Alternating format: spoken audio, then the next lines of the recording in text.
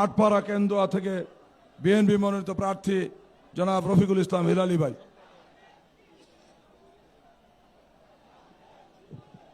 বিসমিল্লাহির রহমানির রহিম।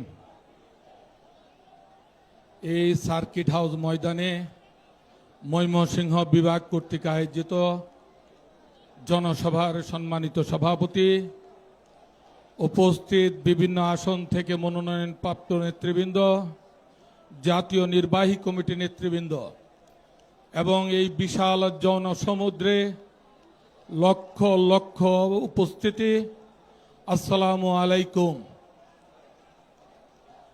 গত 30শে ডিসেম্বর আমাদের কাছ থেকে হারিয়ে গিয়েছেন মা মাটি মানুষের নেত্রী, বাংলাদেশের ইতিহাসে শুধু নয় পৃথিবীর ইতিহাসে সর্বপ্রথম মহিলা প্রধানমন্ত্রী দেশনেত্রী বেগম খালেদা জিয়া। কিন্তু আজকে আমি দ্ব্যর্থহীন কণ্ঠে বলতে চাই, আজকে আমাদের নেত্রী আমাদের মধ্যে নেই, কিন্তু ওনার মৃত্যুর মধ্য দিয়ে আমাদের মনের মণিকুটা থেকে হারিয়ে গিয়েছেন এ কথা আমি মনে করি না। যে নেত্রীর মৃত্যুতে লক্ষ লক্ষ মানুষের চোখ দিয়ে অশ্রু ঝরে পড়ে, যে নেত্রীর মৃত্যুতে বাংলাদেশের আকাশে বাতাসে কান্নার রোল উঠে, সেই মৃত্যুকে আমি মৃত্যু বলে মনে করি না ভাইয়ের আমার। যে নেত্রীর মৃত্যু জানা যায় পৃথিবী সৃষ্টি হওয়ার পরে এত বড় জানাজার কখনো অনুষ্ঠিত হয় নাই।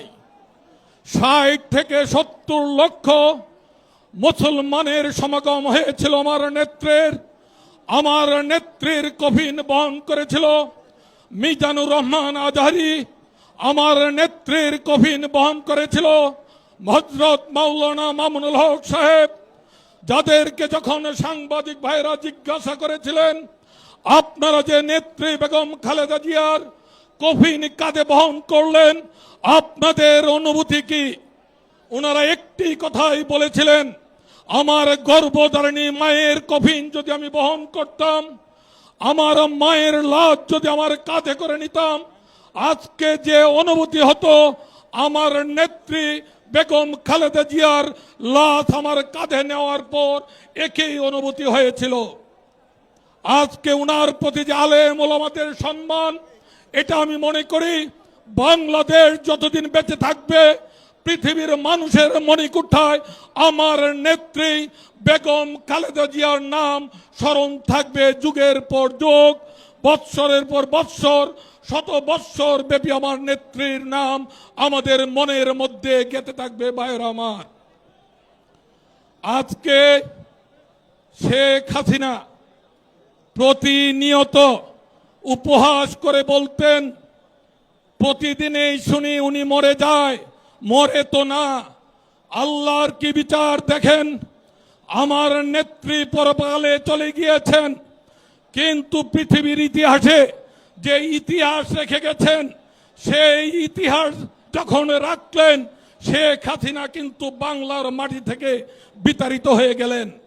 আমার নেত্রীর প্রতি যে জানাজার মানুষের উপস্থিতি, আমি মনে করি মজলুমের প্রতি আল্লাহ তাআলার পক্ষ থেকে এটি ছিল একটি পুরস্কার।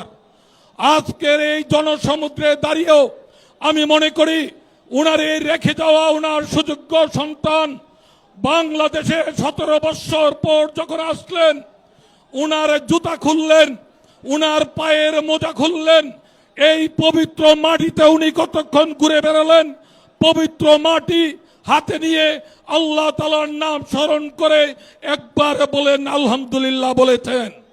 উনার 16 মিনিটের বক্তব্যে 25 বার আল্লাহ তাআলার নাম নিয়েছেন।